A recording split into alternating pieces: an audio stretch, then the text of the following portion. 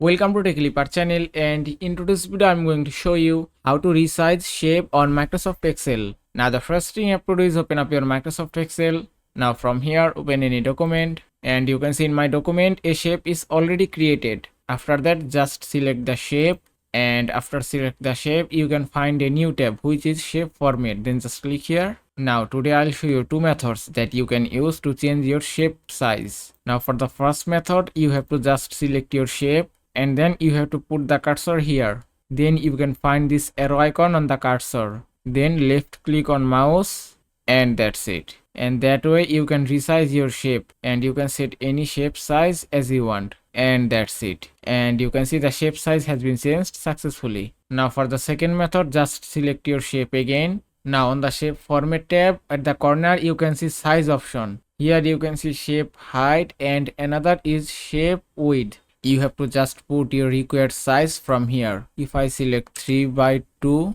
and then press enter, and that's it. And you can see the shape size has been changed successfully. And that is how you can resize shape on Microsoft Excel. I hope this video was helpful. If it was, please give it a thumbs up and don't forget to subscribe.